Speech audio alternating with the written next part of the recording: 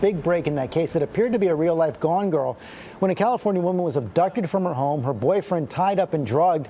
Police accused them of faking the kidnapping, but now another man is behind bars, and authorities say it was not a hoax. ABC's Cecilia Vega is in Vallejo, California with the story. Good morning, Cecilia. George, good morning to you. The story is so incredible. Police here didn't even believe it, but the FBI now says what happened inside this home here behind me is indeed very real, a reality stranger than fiction. This morning, vindication. Today is a fabulous day for Denise Huskins, for Aaron Quinn. They are absolutely 100% not just not guilty, but innocent. It was a real-life Gone Girl, the Northern California couple accused of staging a kidnapping just like the plot of a Hollywood blockbuster. Meticulously stage your crime scene. Police accusing them of making up an elaborate story of being tied up, drugged, and held for ransom.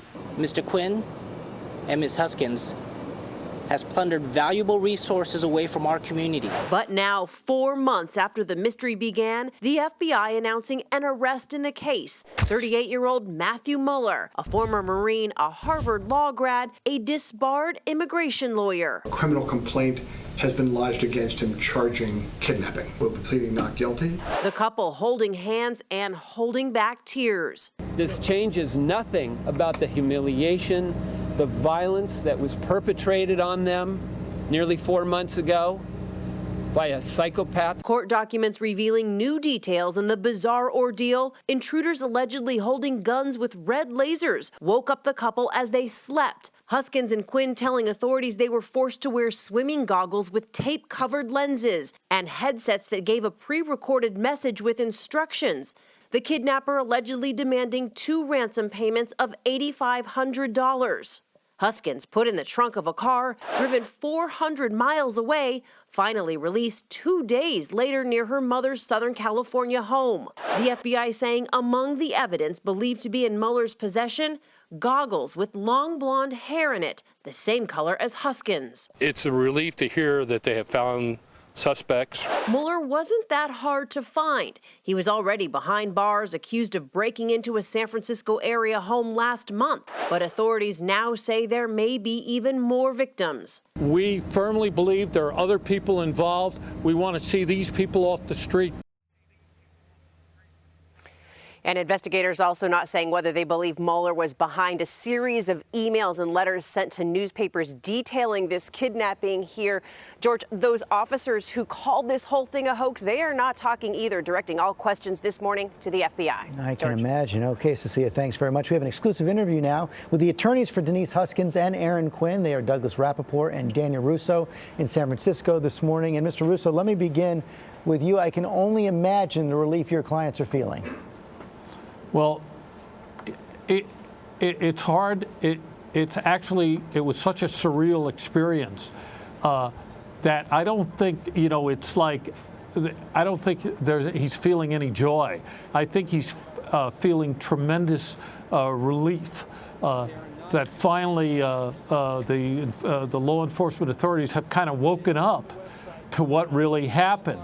And so certainly he feels a strong validation for everything he's saying. And to be honest, both myself and Doug put ourselves out in believing in our clients, which is what we're supposed to do.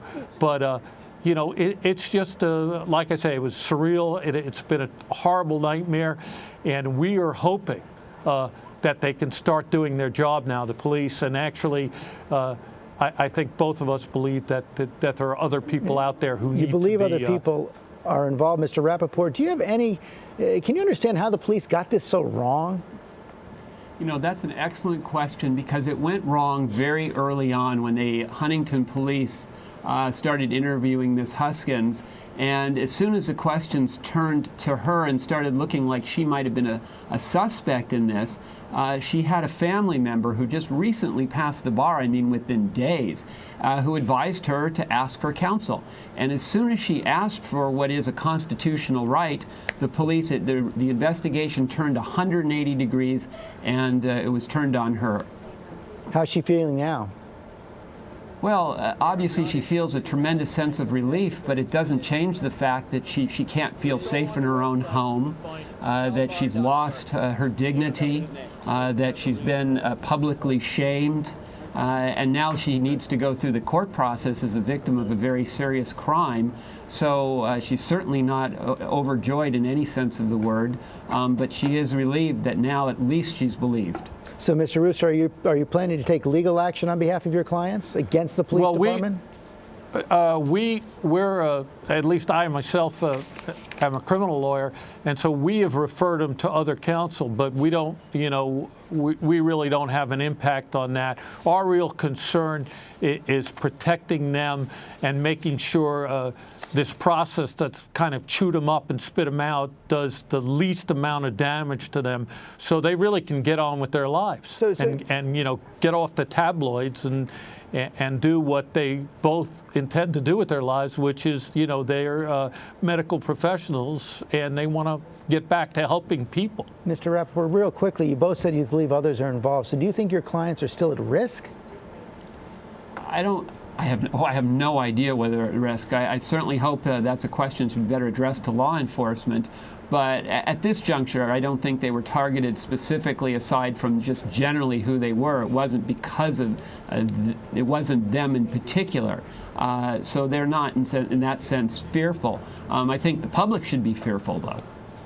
Yeah, I think, one of the tragedies is that if the FBI had followed up and the Vallejo police had followed up on the initial, they had some evidence of a phone call to a place where this character who they arrested, they found him.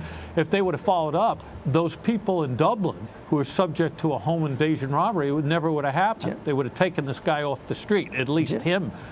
He would have been off the streets, but they failed to do it, and so more people were victimized. Gentlemen, thanks very much for your time this morning.